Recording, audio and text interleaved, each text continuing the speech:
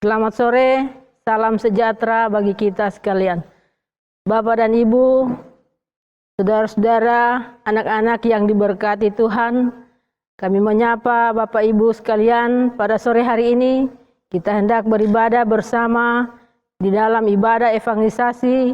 Kita bersama menaikkan ungkapan syukur atas kasih Tuhan yang terus kita rasakan sampai saat ini. Kita boleh bertemu kembali untuk beribadah bersama-sama, membaca serta merenungkan akan kebenaran firman Tuhan. Untuk memulaikan ibadah saat ini, saya jemput sidang jemaat untuk bangkit berdiri. Kita puji Tuhan, kumpulan lagu pujian nomor 19, Betapa Baiknya Engkau Tuhan.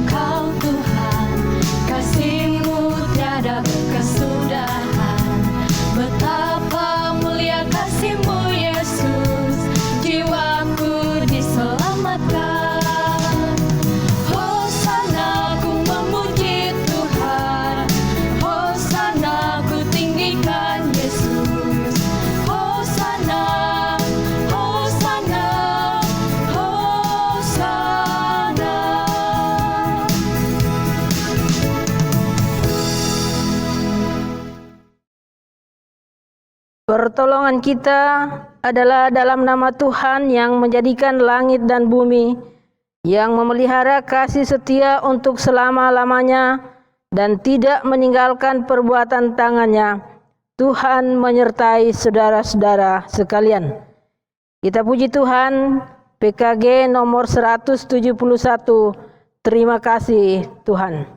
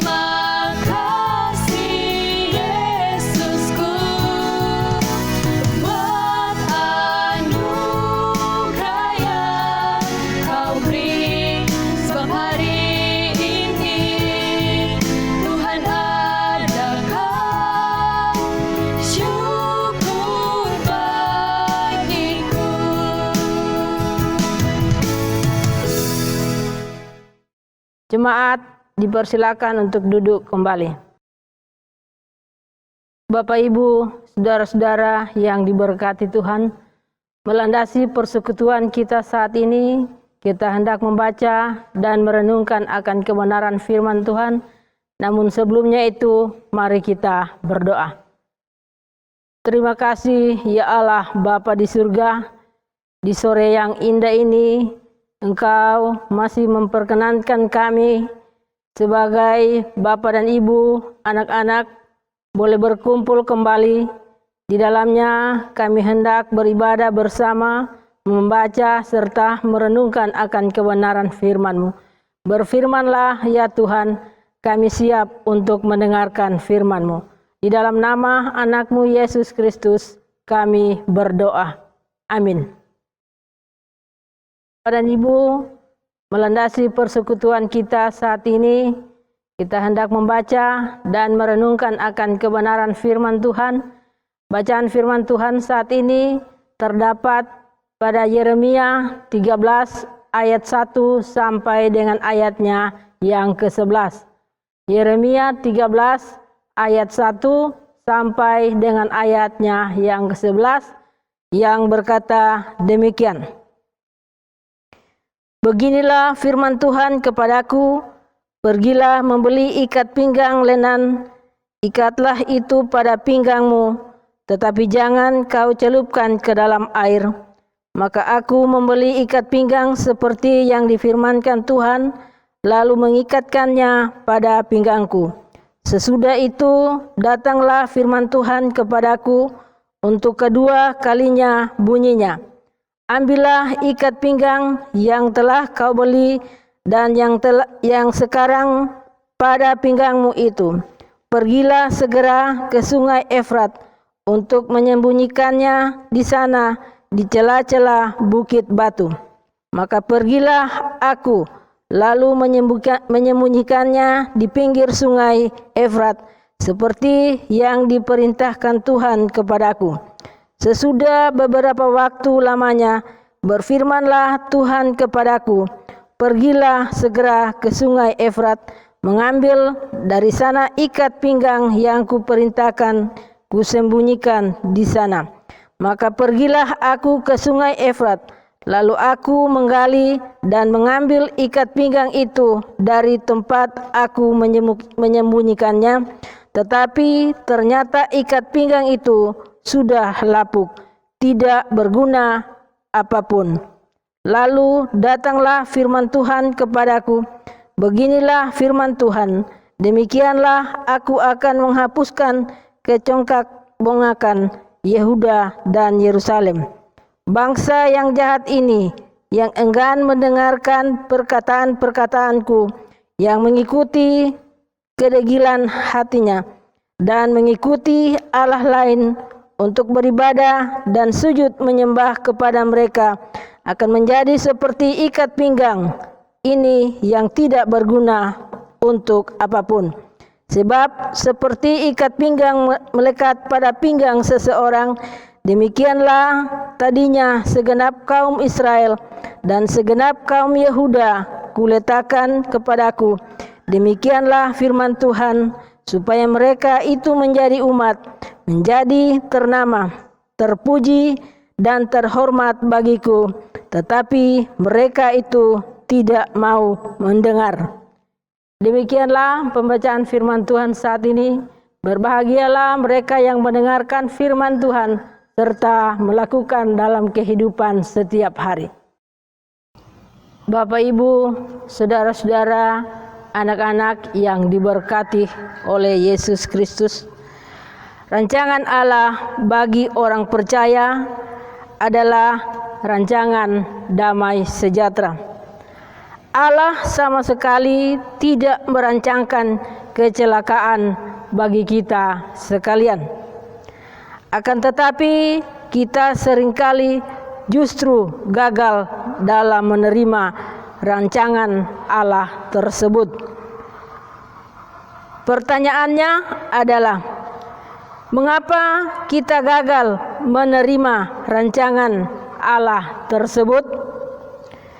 Kegagalan tersebut disebabkan karena kita tidak hidup benar dan tidak hidup di dalam Tuhan.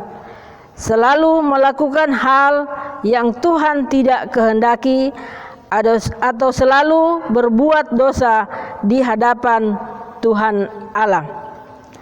Hal yang dikatakan Yeremia dengan ikat pinggang yang lapuk dengan jelas menggambarkan situasi Yehuda yang hidup di luar Tuhan.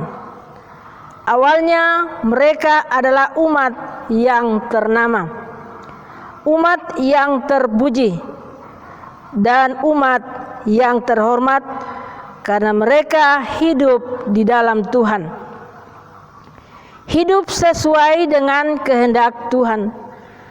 Akan tetapi kemudian berubah keadaan kehidupan mereka karena mereka hidup dengan kesombongan dan ketidaktaatan mereka, sehingga mereka pun mendapat hukuman dari Allah. Oleh karena itu, sebagai umat Allah, kita harus hidup di dalam Tuhan.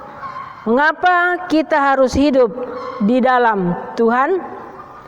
Kita harus hidup di dalam Tuhan karena itulah yang dikehendaki oleh Tuhan terhadap kita sebagai umat ciptaannya, juga supaya kita dapat menerima keuntungan-keuntungan seperti yang tertulis dalam Yeremia 13 ayat 1 sampai dengan ayat yang ke-11, yaitu yang pertama, supaya keadaan kita tetap baik.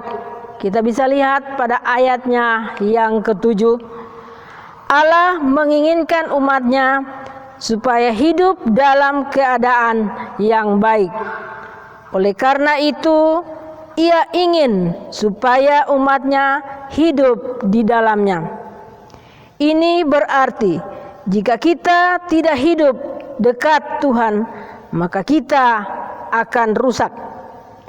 Rusak kepribadian kita, rusak moral kita, dan bahkan rusak kerohanian kita, karena kita tidak lagi hidup seturut dan dikontrol oleh firman Tuhan.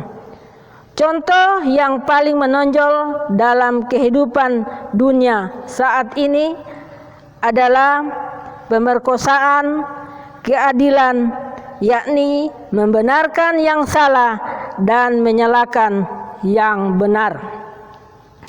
Pemerkosaan keadilan merupakan cermin rusaknya kepribadian kita, rusaknya moral kita, dan rusaknya kerohanian kita.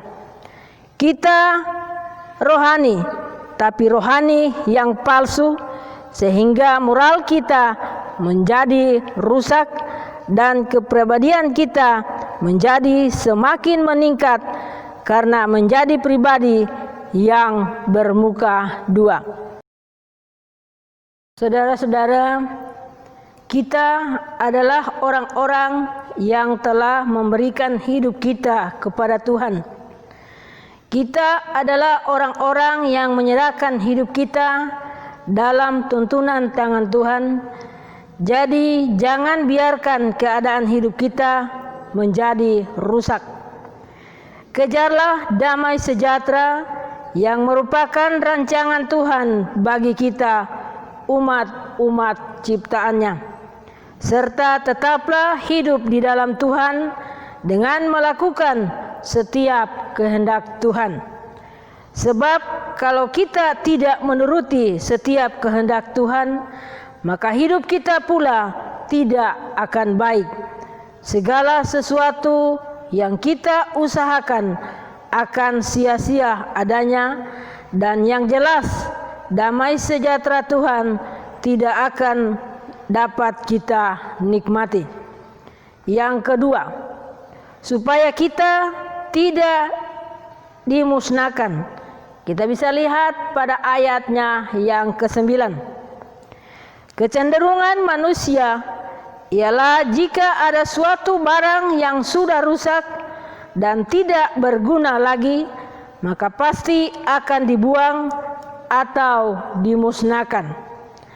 Allah pun berkata bahwa Ia akan menghapuskan segala kecongkak-bongkakan Yehuda dan Yerusalem, karena mereka tidak mau lagi hidup berkenan bagi Tuhan, di mana mereka sudah berulang kali diperingati untuk bertobat akan kesalahan mereka, tetapi mereka tetap mengikuti kebenaran dirinya sendiri atau congkak bongkak dan tidak taat pada kebenaran firman. Saudara-saudara yang diberkati Tuhan Yesus Kristus, hal yang sama juga akan terjadi dalam kehidupan kita apabila kita tetap hidup dan melayani, mengikuti kebenaran diri sendiri, dan tidak mau taat atau hidup pada kebenaran firman Tuhan. Oleh karena itu, tetaplah hidup di dalam Tuhan, supaya kita tidak dimusnahkan, sehingga nama kita akan tetap tercatat menjadi anak Allah dan menjadi ahli waris kerajaannya. Jadi saudara-saudara, yang diberkati oleh Tuhan Yesus Kristus. Sebagai orang-orang yang telah menerima keselamatan, tetaplah hidup di dalam Tuhan, supaya kita menerima keuntungan-keuntungan, yakni supaya keadaan kita tetap baik dan kita tidak dimusnahkan, dan damai sejahtera akan tetap menjadi milik kita sekalian dari sekarang ini sampai selama-lamanya. Amin. Bapak dan Ibu, saudara-saudara, anak-anak yang diberkati Tuhan, tiba saatnya kita akan memberikan persembahan syukur kita. Marilah kita menyatakan syukur kepada Tuhan di dalam ibadah ini melalui pemberian sukarela guna menunjang pelayanan gereja dengan mengingat kata firman Tuhan dalam Ulangan 16 ayat 16b sampai dengan ayatnya yang 17. Janganlah ia menghadap hadirat Tuhan dengan tangan hampa, tetapi masing-masing dengan sekedar persembahan sesuai dengan berkat yang diberikan kepadamu oleh Tuhan Allahmu. Sambil kita memberikan persembahan syukur kita memuji Tuhan. PKJ 201 ayat 1 dan 2, sering kutanya pada diriku.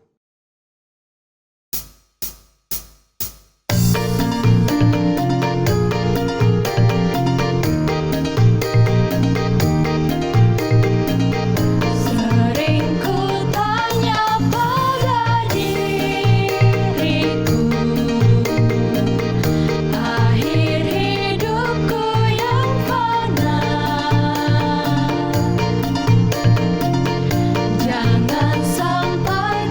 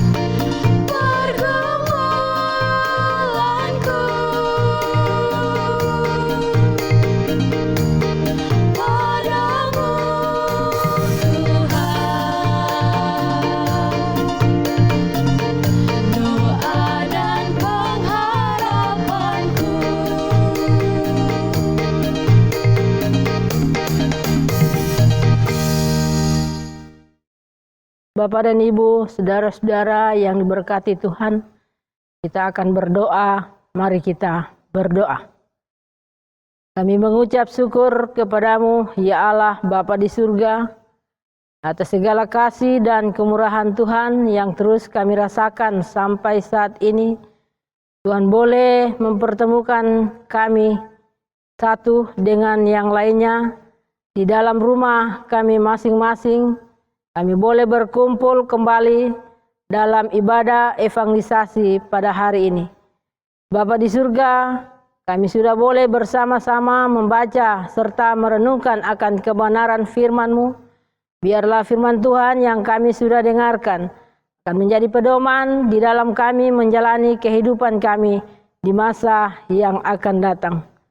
Bapa yang kekal di surga, kami berdoa bagi Bapa dan Ibu, anak-anak yang tidak bersama-sama dengan kami di dalam tugas dan pekerjaan mereka masing-masing. Biarlah Tuhan akan terus memberkati kehidupan mereka masing-masing, sehingga apapun yang mereka laksanakan akan berkenan di hadapan Tuhan. Sekali waktu Tuhan akan boleh mempertemukan kami, boleh berkumpul bersama dengan keluarga kami masing-masing. Terima kasih ya Allah Bapa di surga. Kami berdoa bagi pemerintah kami dari tingkat pusat sampai ke pedesaan. Tuhan kiranya akan terus memberkati para pemerintah yang ada dalam melaksanakan tugas mereka masing-masing. Tuhan kiranya akan terus memberkati mereka bersama dengan keluarga mereka masing-masing. Terima kasih ya Allah Bapa di surga. Kami juga berdoa bagi Bapak Pendeta bersama dengan para pelayan yang lain yang sudah boleh bekerja keras dalam melakukan tugas pelayanan mereka masing-masing. Kiranya Tuhan akan terus memberkati kehidupan mereka, baik secara keluarga maupun pribadi mereka masing-masing. Kiranya mereka tidak sia-sia di dalam menjalankan tugas. Tuhan akan terus memberkati mereka. Kesehatan tubuh akan menjadi milik mereka masing-masing. Terima kasih ya Allah Bapa di surga. Kami datang menyerahkan seluruh kehidupan kami ke dalam tangan kasih-Mu. Tuhan kiranya akan terus bersama-sama dengan kami di dalam segala tugas dan pekerjaan kami masing-masing. Tuhan akan memberkati akan segala usaha dan pekerjaan kami masing-masing, sehingga kami boleh mengayomi rumah tangga anak-anak kekasih kami. Biarlah Tuhan akan terus bersama-sama dengan kami. Terima kasih ya Allah Bapa di surga. Setelahnya kami boleh beribadah bersama-sama.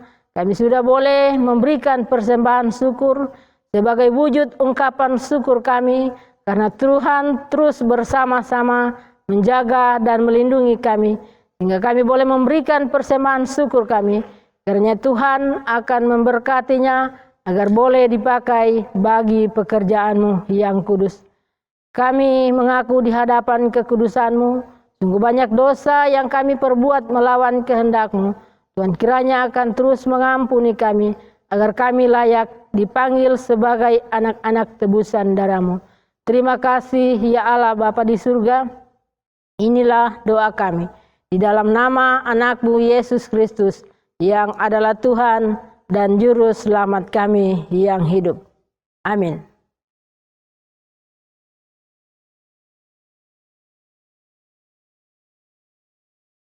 Untuk menutup ibadah kita saat ini, saya jemput sidang jemaat bangkit berdiri. Kita puji Tuhan, PKG nomor 184, semua baik.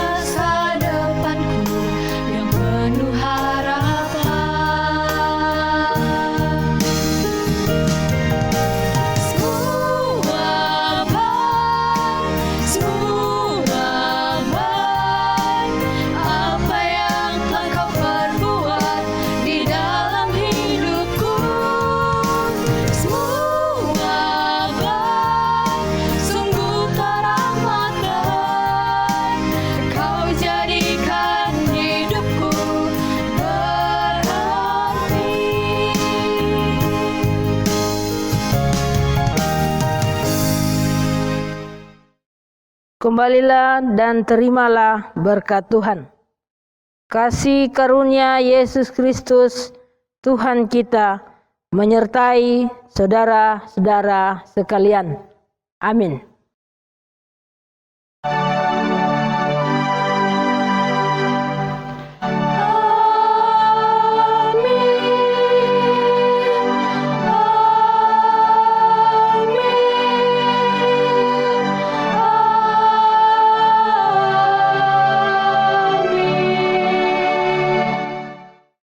Jemaat dipersilakan untuk duduk kembali.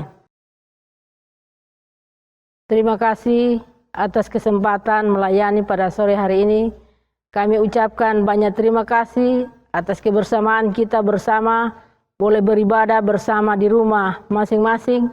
Tuhan Yesus memberkati kita sekalian. Salam.